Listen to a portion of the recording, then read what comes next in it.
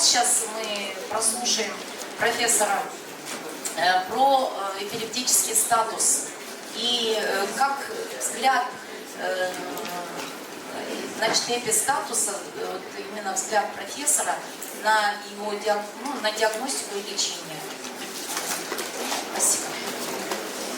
Okay, now we are moving to a totally different topic. This is an emergency for neurology, very important emergency, which is status epilepsy.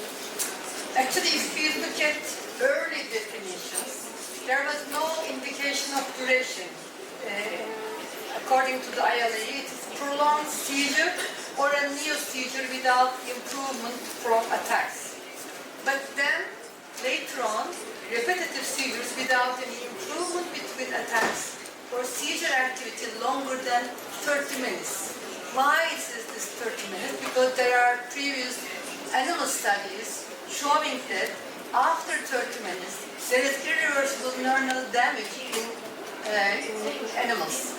So that's why the 30 minutes is critical. But then we decided not to wait for 30 minutes.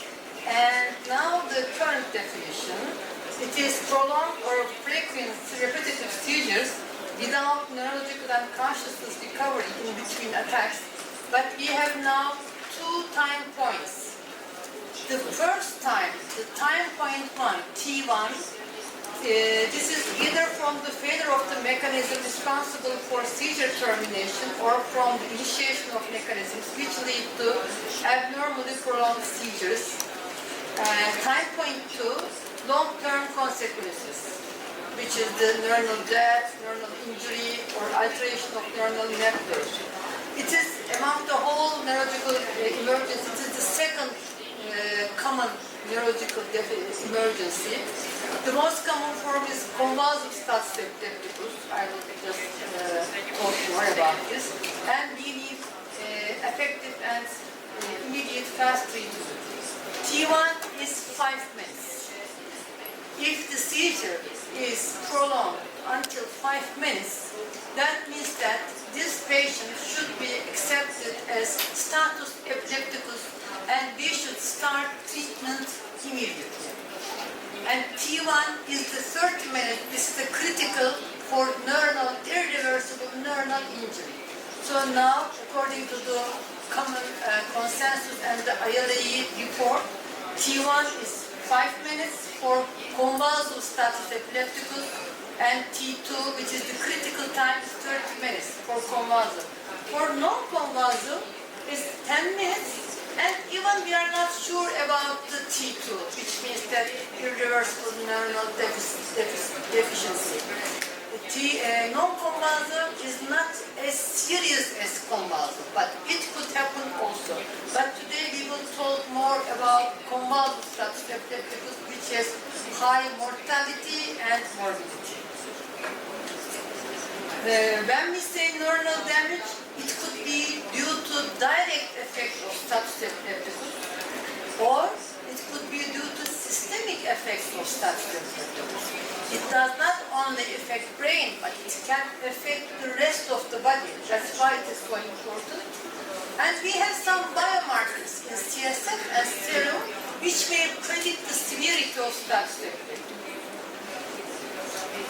If we look at epidemiology, we have practically convulsive or non-convulsive status epilepticus, but majority of the condition it is convulsive because it is more easy to recognize this condition. And especially in the ICU, we see more convulsive, non-convulsive because it is more difficult to differentiate non-convulsive unless you have an EEG. And it is usually happens after the conclusion of convulsive status epilepticus. And you need continuous EEG monitoring at ICU to diagnose non-convulsive one. And it is more common in the first year, 3 years of life, and after 60 years. So age matters, this is important. And in majority of the cases, more than 50% of cases, there is no epilepsy history in their history actually. There is no epilepsy, it's just a new onset seizure due to to either acute brain injury or some systemic disease. It could be anything. Or it could be in the early phase of some patients. In 65%, the first or second seizure is status epilepticus, which means that if the new onset seizures, the onset is with status epilepticus, there is a high probability of development of epilepsy later. So it's a kind of sign for epilepsy. And there are also, I will talk more, super refractory status epilepticus, which is not as common as the other ones, but it is there. And 20% of the super refractory evolves from refractory cases. And I said age matters, and especially mortality is high in newborns and elderly population, and with the generalized tonic-clonic seizures. And etiology also matters. Age and etiology, these are two important signs for poor outcome. If the etiology is anoxia, let's assume a patient who has cardiac arrest, and due to cardiac arrest he has serious brain anoxia, and develop, let's say, status epilepticus, the outcome of such a patient will be much worse than a patient who discontinued the anti-seizure medicine and developed status epilepticus, which is easier to treat comparing with the previous one. And if there are comorbid conditions, again, the outcome may be poor. And if there is a necessity of ICU, which means that if the patient is really highly, let's say, in older age and some with comorbid conditions, so they need ICU in the early phase, this is also a bad or poor prognostic sign. So early and effective seizure treatment is necessary for the good outcome. So now the task force of status epilepticus of ILE has three axes for definition. They go semiology, which is convulsive, non-convulsive, etiology, either symptomatic, or there are cases with unknown etiology. Status epilepticus starts, and you cannot find why it is ongoing. And there are sometimes known genetical syndromes, or some fever, or some electrolyte disorders. And EG is important to differentiate non-convulsive status. And age matters, as I told you. If the patient's age is very young and very old, they have more risk for high mortality. This is the semiological classification, convulsive, and this is the convulsive with motor symptoms. It could be convulsive, myoclonic, focal motor, tonic status, hyperkinetic, but these are very rare. The most common is convulsive, generalized convulsive seizures. The second one is without any motor signs, which is non-convulsive status epilepticus. It could be in coma, which you can hardly figure out if it is a coma or status epilepticus, or a patient who doesn't have coma but non-convulsive status epilepticus. At that time, you have to be suspicious of something ongoing in this patient. He's not in coma, but he's not responding. He has some very subtle signs of unconsciousness, some behavioral changes, and so on. Then you will be suspicious about ongoing epilepsy, but electrical status epilepticus. So it is not, you should be suspicious about non-convulsive status epilepticus to demonstrate with the EEG. And this is the, again, classification given by ILE with the motor phenomena, without motor phenomena, and even in there they have different subgroups. But there are, let's say, we can differentiate two types of morbidity, either acute short-term morbidity or long-term morbidity. During short-term, it is infection, there could be infections, respiratory complications, or some consciousness problems. But if it is long-term, if the status is now more and more long, then there may be focal neurological deficits, there may be irreversible cognitive recurrent seizures with epilepsy. Etiology matters, as I mentioned. If the patient has a seizure which is not stopping, because we expect inhibitory mechanisms to suppress the seizures. If it is not, it is still ongoing, there must be something ongoing there wrong. Because we expect an epileptic seizure to conclude within minutes. 1, 2, let's say 3, let's say 5 minutes. It should be concluded. But if not, or if the patient having seizure, then seizure disappear, but then again start and again start, something like that. That means that there is either some problem with the inhibitory mechanism or the initiation mechanism starts and nothing changed, so the patient has ongoing seizures. But there should be a reason behind, and we need to find out that etiological reason if we really want to treat the patient. So it could be trauma. If the patient may have a trauma, and then right after the serious head injury, the patient may develop staph epilepsy. Or it could be an infection. Either it could be infection in a patient who already has epilepsy, because we saw such patients who has just very well controlled epilepsy, but one day staph epilepticus happens, and so you can understand why, what happened, and then you figure out that just a simple, for example, urinary tract infection. It just changes all the balance, and the patient has staph epilepticus. If you cannot find out the etiology behind it, just simply treat the infection with antibiotics, you cannot treat the ongoing seizures. So it's important to find out the etiology behind. Or there are patients who have already again epilepsy, they may not comply with the medicine, especially we see with younger people, adolescents. They are bored of taking medicine, they just stop, they decided that they don't have epilepsy anymore, they stop the medicine abruptly, and then they may come into the ER room with staph epilepticus. And it is easy to recover those patients, much easier. And or it may be drug intoxication, which could happen, or there are sometimes people who are using benzodiazepines or alcohol or opioids for a long time, and abrupt withdrawal of this kind of drugs may induce staph epilepticus as well. So we should be aware about this kind of things, with benzodiazepines especially, because some people are really using benzodiazepines for a long time. If it is abruptly stopped, then the patient may develop staph epilepticus. Or there may be central nervous system infection. It's just a new infection with encephalitis, meningitis, it could happen. Or autoimmune encephalitis. So we need to find out the etiology there too. It could be tumors, stroke, autoimmune encephalitis, different types, intoxication, or sometimes some patients, there are patients that, especially elderly age, just with a simple antibiotic medicines, especially with Cyprus, for example, or just the third generation antibiotics may induce staph epilepticus.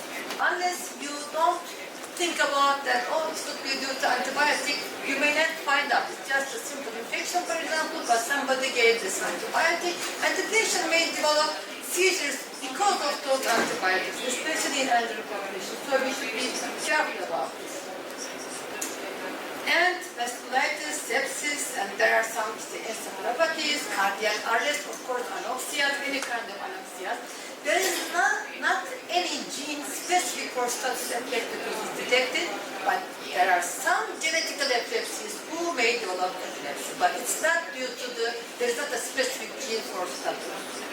There are chromosomal abnormalities. There are some mitochondrial disorders. They may present with staph epilepticus. And you should not forget about psychogenic staph epilepticus, which I showed you yesterday. A patient, a young patient who fell down from a tree, but it was not a traumatic brain injury, but it was just psychogenic epilepticus. I have even seen a patient who had tracheostomy because of psychogenic epileptic seizures. It was thought to have a convulsive staph epilepticus. So he was in the intensive care unit and he had tracheostomy. So we should be very careful about those patients. These are some different, actually there are many things can be as an etiology. So there are a lot of lists that you can put in. There are immunological disorders, there are mitochondrial disorders, there are uncommon different type of infections may induce status, and there are others, iatrogenic and some other thyroid disease. So there are too many things that may change the balance of epileptogenicity towards inhibitory mechanisms, just to break out the inhibitory mechanisms so that the seizures cannot stop and start continue. This is a nice graph showing the such epilepsy according to the age. As you see, as the patient gets at the elderly age, more risk to have status epilepticus and more non-convulsive form. This is the non-convulsive status epilepticus, which is more common during elderly population. You see, it's just very less in the young patients, but as the patient gets older, there are more risk for non-convulsive, and also for convulsive status epilepticus as well. This is the graph, mortality and the etiology. As I told you, age matters, etiology matters, and here we see with anoxia there is a very high risk of mortality, and hypoxia, anoxia, cerebrovascular diseases, but there is a very low risk of mortality for low anti-seizure medicines, for example. I can show it here too. If there is metabolic abnormalities, and especially with hypoxia, the mortality rate is high. We see hypoxia is 3% of risk of mortality, whereas if it is low concentration of anti-seizure medicine, I mean the patient just stop the medicine, but there is a very low risk of mortality compared with the hypoxia and anoxia. So really etiology matters. Again, this is the recommendation of ILAE. There are now divided 4 stages. The first stage is early status epilepticus. This is the premonitory stage or impending status epilepticus. Stage 2 is status epilepticus, which is after the failure of first benzodiazepine. Stage 3, refractory, and stage 4, super-refractory. Those patients are the ones in ICU, but still having seizures, although they are under anesthetic agents. So it is very important to start the treatment at stage 1. As early the treatment, as better the outcome. So we should be very careful about this. The first line, I will tell you more about the treatment. As I mentioned, generalized tonic-clonic seizures, I mean convulsive status epilepticus, has a high risk of death and permanent damage. So we should be very, very fast in treating those patients. And the underlying pathology determines the prognosis. That is another point that we need to pay attention. And time is brain. It's just the slogan, motto for stroke. For stroke patients, time is brain. For status epilepticus, time is brain. So each minute is taking the patient to an irreversible point. That is very important. What is our general principles? If the patient has already epilepsy, this is a different condition. It may be just due to low anti-seizure medicine for several reasons. That's why we need to question the parents or the people, caregiving people, to learn about this situation. Or it could be just a metabolic disorder, intoxication, infection, anything. That's why history taking is very important. Anamnesis is very important. Again, hypoglycemia, electrolyte disorder, it should be corrected and detected early. If there is a pro-convulsive drug, for example, it may be a young patient who was found in the train terminal, you may think about using cocaine, for example, or some bullseye. Bullseye is a new drug which young people like to use, unfortunately, and it has really high epileptogenicity. We see status epilepticus due to bullseye, which is a recreational drug.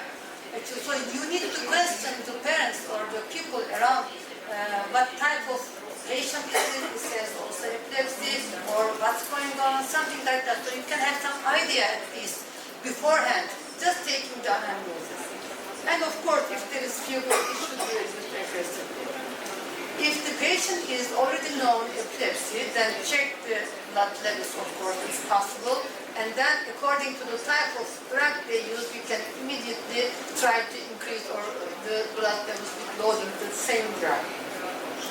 Even the seizure stop, you did everything and then the patient recovered quickly, it's better, again, still try to understand the etiology behind because it may recur if you do not treat the etiology behind correctly.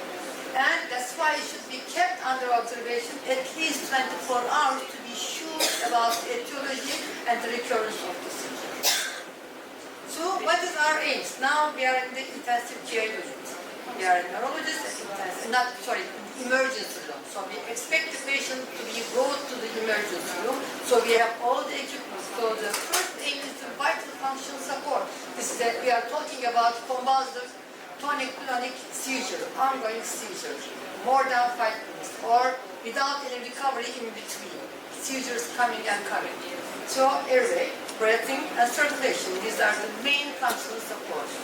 At the same time, we will try to determine the causes of underlying etiology. We try to terminate the seizures. We will prevent the medical complications, if any, and we will prevent the seizure recurrence. So these are our aims.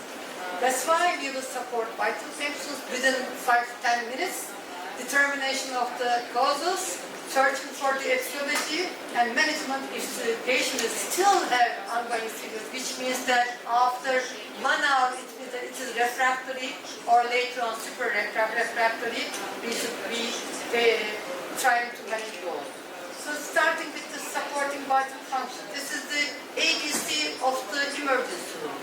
Oxygen should be given, blood pressure will be checked. If it is hypotension, then you will start vasoactive agent. But if it's hypertension, it's recommended not to touch the hypertension unless the substance is controlled.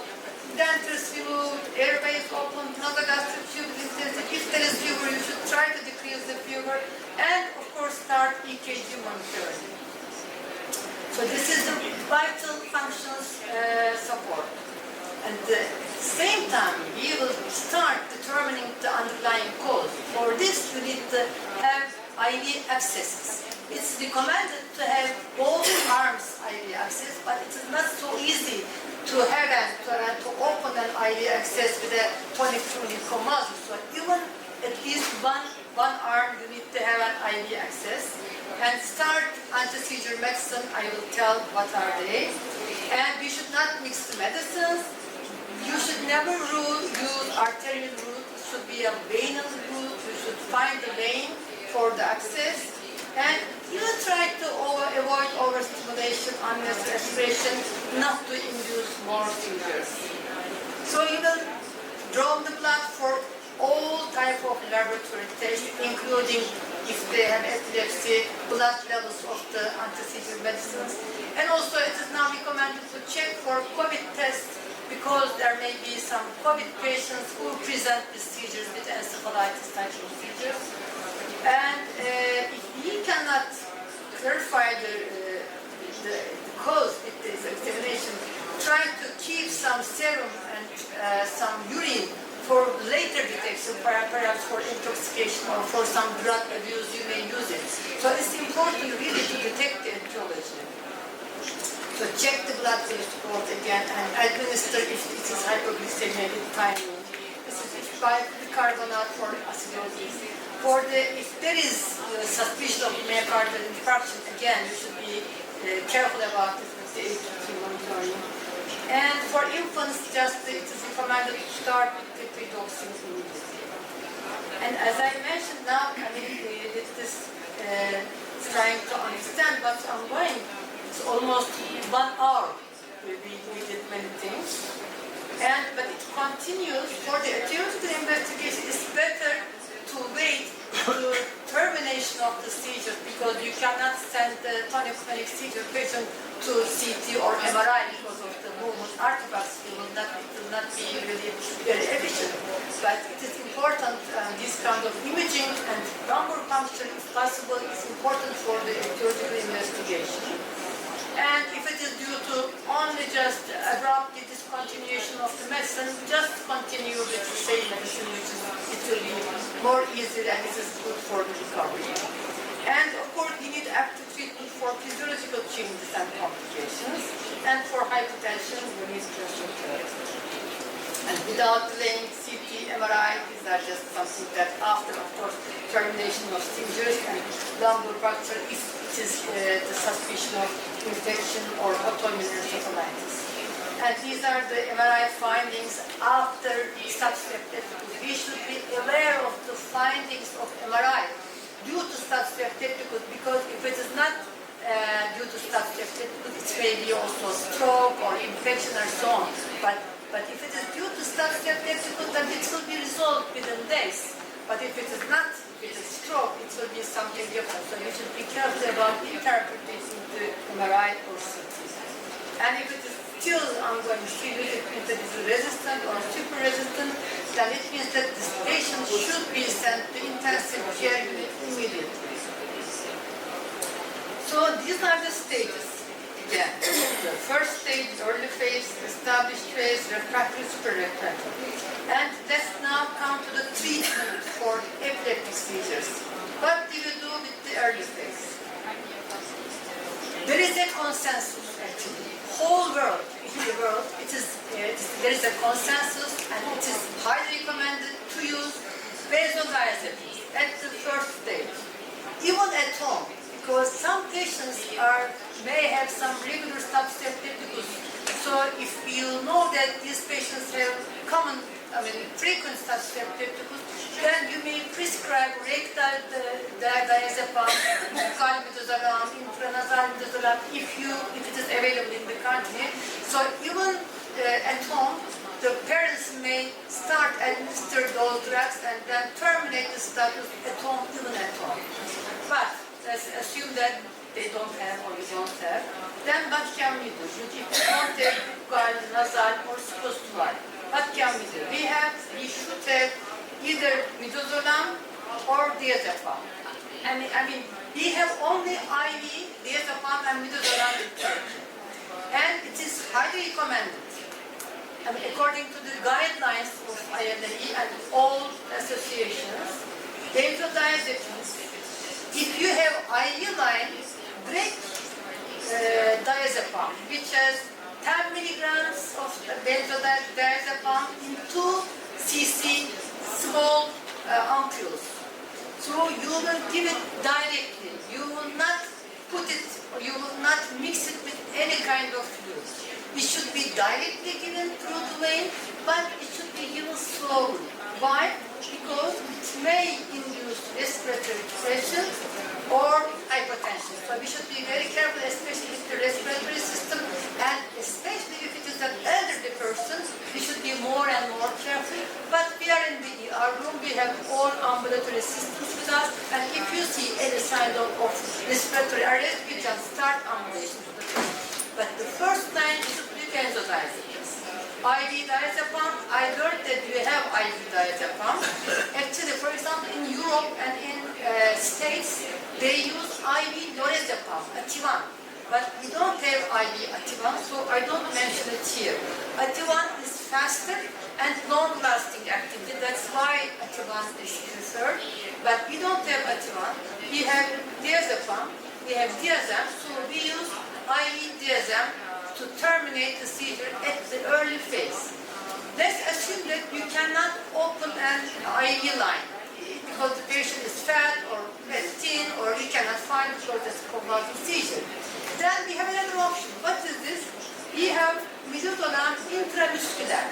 It was recently demonstrated that intramuscular midazolam is as effective as IV diazepam. So if you cannot open an IV line, IV access, then you can start with intramuscular midazolam. But whatever you have in your hands, you will start with benzodiazepines in the early phase and as early as possible. This is the main point. I think it is important to know, especially for young people who are waiting in the ER room, because I see many young neurologists just mixing diazepam with other fluids because they are afraid of respiratory suppression. This is nonsense because you are losing time. But these are the other treatments that, there are papers in the literature that showing even people implanted whether your stimulation to patients refractory substructive dose, and it really didn't work much because what do you expect for the VNS to do there? Probably there is something ongoing that we cannot find out the etiology, and I don't believe that this kind of electrical stimulation really will help us. And this is the algorithm that is given. This is the early phase, pre-op or ER room. If there is no IV line, you can start with the intramuscular midazolam. If you have, or rectal diazepam or if you have again. If you have IV line available, then IV benzodiazepines, which is diazepam in our country. And the second line treatment, either IV anti-seizure medicine, phenytoin, levetiracetam, valproic acid, or lacosamide, which one is available in your country. But if still patients have ongoing seizures, you refer the patient to the intensive care unit. And this is again another algorithm just recently published. It is both for children and adults, and it is again at the stage 1 you have to keep the vital function ongoing. This is important. The two things should be ongoing. Vital functions should be fixed. At the same time, the seizures will be terminated, and we will start examination for the causing effect behind, etiology behind. But it is sometimes recommended to start anesthetic treatment early if it is a refractory case. So what are the key points? The outcome depends on etiology, age and symptomatology and duration. If it is longer duration, there is a low chance of recovery. If it is a shorter duration, it's a high chance of recovery. And time 1, which is 5 minutes, we should be really diagnosed the susceptible and start treatment. And time 2, it is the irreversible neuronal damage, but still you have time for the administration. For convulsive, it is 5 minutes. For non-convulsive susceptible, you need to be suspicious about this, because otherwise we cannot diagnose. We need an EG to diagnose non-convulsive susceptible if you are not have this suspicion. If it doesn't respond to benzodiazepines and the first line antipsychotic medication, that is that this is a refractory patient which may prone to super-refractory status. And the management should be viewed as a progress, and if the symptomatology changes, it could be non-convulsive. We should be careful about this. The epidemiology may be determined by several factors, but we need to be careful about etiology. It could be a remote etiology, but it could be an acute etiology, but etiology really matters. So the outcome, again, it could be related to the acute causes or chronic causes. If it is an already known epilepsy and due to, as I mentioned, the discontinuation of drug diseases, but if it is just a new onset epilepsy with an unknown cause, then the thing is totally different. So these are really very important, the etiology, the age, and these are, and if it is a convulsive seizure. So as a conclusion, it is a common emergency with high mortality and morbidity. So it needs to be diagnosed at early phase. It needs to be treated, start treatment as early as possible without losing any time. There are some algorithms, as you know, but you have to adjust those algorithms according to your own conditions, what you have in your hands as a treatment procedure, as an investigation test.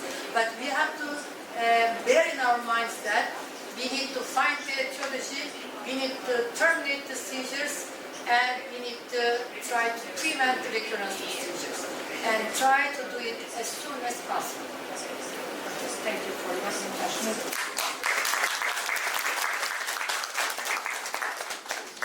Спасибо большое, профессор. Да, у нас, конечно, очень много, ну, я не могу сказать часто, да, но нередко поступают такие больные, статус эпилептикус. В основном есть причины Причины, допустим, тромбозы вен синусов, да, может быть аноксические за счет анестезиологического пособия, это может быть гипоксические, аноксические энцефалопатии с миоклоническими судорогами за счет отека мозга. И есть, конечно, статус эпилептикус, когда не принимают наши больные из-за психических расстройств, уже с изменением личности, и больные с эпилепсией, которые забывают пить свои препараты и нету контроля со стороны родственников. Вот когда такие больные поступают, у нас мы должны смотреть на семиологию приступов, прежде чем назначить препарат. Конечно, бензодиазепины, а плюс еще ПРОС, мы должны назначать препараты, кроме инъекционной терапии. ПРОС через назогастральный зонд, допустим, если идут без конца вот эти приступы. Но если есть респираторные проблемы дыхательной недостаточности, то мы даем вводим назогастральный зонд. Через назогастральный зонд мы должны давать препараты ПРОС дополнительно.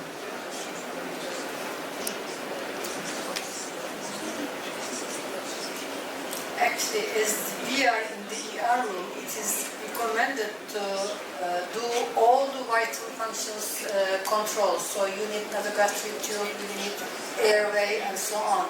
But to give the medicine from oral route, from nasogastric tube, will delay the treatment because it needs time to be absorbed from the stomach. That's why it is recommended to be given either through IV line, this is the most preferred way, or if you cannot have access to the IV, then you can start with the intravenous prednisolone. But giving from nasogastric tube will not be helpful in the early treatment.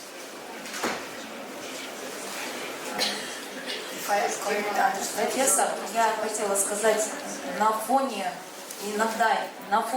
во многих случаях, на фоне инъекционной терапии, на фоне внутривенного введения антиконвульсантов, приступы иногда не купируются.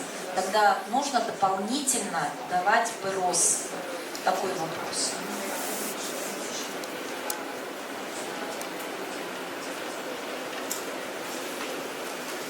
Yeah, if the patient is in a refractory phase, I understood that if you start with benzodiazepines and then use the second line and still the patient has seizures, then the patient should be referred to ICU. And at the ICU, you can start the others or you can continue with some oral, yes, it depends. For example, in our case that I described to you, we even use oral nasogastric tube, all the drugs that we can find. But this is the refractory phase. Then at that time, you need to find out the etiology behind too. Otherwise, we cannot stop the seizures. That is the main point. If it is in the refractory phase, you may have a problem because it means that you couldn't find the etiology behind and the seizures are ongoing. And I really doubt that the nasogastric route will be helpful because if the first agents are not helpful, how can I expect the others to be terminating the seizures? It's not really radical to think that it will be helpful more. But of course, you can try. Instead of nothing. You just started and then it didn't work, then you can try again. У нас, бывают нередко больные с тромбозом синусов вен, где необходима антикоагулянтная терапия. И на фоне антикоагулянтной терапии многие антиэпилептические препараты, они индуцируют и снижают активность ПУАКов или НОАКов, да, этих антикоагулянтов. И вот прежде всего это карбамазепины, вальпроевая кислота тоже индуцирует. Что бы вы предложили в этом случае? Carbamazepine doesn't have IV form, so you will not use carbamazepine. But for example, levetrestan, that is a clean drug, so you can easily administer levetrestan because it will not have any interaction with any other drugs. So levetrestam is the best choice. But you will start again with benzodiazepines, try to suppress the seizures with benzodiazepines, and then you can continue with levetrestam, which is the best option at this point. Levetrestam IV, of course. But if you don't IV, then at that time you can, yes, you can modify your treatment. You can stop the seizures with benzodiazepines, and then you can load the patients maybe with oral levetrestam if you need. Спасибо огромное. Спасибо. Есть вопросы? Микрофон погромче, пожалуйста. Спасибо за содержание лекции. Я хотела такой вопрос задать. Вот у нас ребенок, допустим, поступает, ему уже скоро, даже не дожидаясь, может, 5 минут, до 5 минут надо выжидать, да, чтобы принимание, допустим, сделать бензодиазепина. Если ребенок получает препарат, бывает 2-3 минуты, мы можем делать регулярно 5 минут ждать, пока если 5 минут ставить, считается. В этом случае.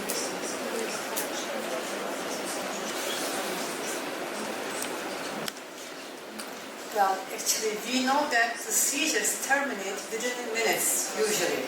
So, if that patient has regular seizures, which is terminating within minutes, then if it is now, this time, it is more than 1 minute, let's say, and the parents say that, okay, this is a different thing than this is a long seizure, then of course you can start immediately. But it will take time for them to come to your ER room. Think about just, patients living just upstairs. Even it will take time for them to come to your ER room. Then you can understand if it is longer than 5 minutes or not. 5 minutes is the practical timing, because you need to have early treatment.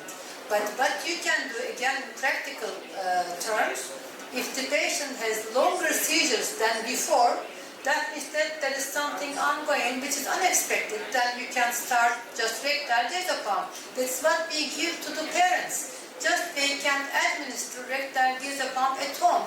If they see cluster of seizures, because it is common for, let's say, Lennox-Gastaut patients, so they can just administer benzodiazepine rectally. Or if you have, in Turkey we have buccal-midazolam for kids also, they can use buccal-midazolam if they don't want rectal diazepam. So it should be done at home, because it will take time for the patients to reach to the hospital. It needs time, so that you can make your mind how long the seizure is. So you can ask the patient when it started, and then you can easily estimate. Of course, we never wait, let's say 4 minutes and a half, I will wait for 30 seconds more. That's not practical really. You can just make our mind. It is longer than usual, then it is something ongoing. I can start with benzodiazepine. And at the same time, try to find out what's going on. Oh, he has a fever, that means that he has infection, and infection induced the seizure, which is very common. Any kind of, some viral infections may induce seizures, may provoke seizures, so may have longer seizures. So you can just immediately start treatment with antibiotics and at the same time with diazepam if you like, and then continue. К сожалению, у нас только инъекционная бензодиазепина. Букалам или питального бензодиазепина у нас выпускают. Родителям очень трудно в инъекциях, потому что это надо определенные навыки иметь, мышечные инъекции делать. No, they should not do any intramuscular, of course, they cannot do. They should not do neither intramuscular nor intravenous. It should be done in the hospital. If they don't have anything that they can administer in the very early phase, then if it is longer than usual, they can admit to the hospital immediately. And it will take time, again, for them to come to hospital so that you can make your mind if it is a step-step therapy. Because in the majority of the cases, seizures terminate on the way to hospital. They come to you after seizure terminated. then you can ask the parents if it is a usual seizure or it is something different. And if you have some suspicion of status, if you have suspicion that it may recur, you can administer again at least one dose of benzodiazepine and try to find out the etiology why it is augmented or why it is longer this time. Or you may decide that this is her or is the patient's usual event, habitual event, no need to administer anything, just then you can confirm the parents that it is okay, it can happen because this is a regular way of their seizures, so they can go back. But it depends on your decision, of course. Спасибо. Есть вопросы? Нет вопросов? Тогда, наверное, на этом закончим. Поблагодарим профессора. И завтра продолжение лекции профессора Оскара. Это прежде всего эпилепсия у женщин. Это во главу угла стоит такой вопрос у нас. И постоянно гинекологи нас теребят. Не только гинекологи, все заведующие поликлиник, заведующие больниц, заведующие главные врачи роддомов боятся эпилепсию как огня. И давайте послушаем эту лекцию с утра. 9:00, да? Начнется эта лекция. Поблагодарим наших профессоров. Сейчас идем на обед.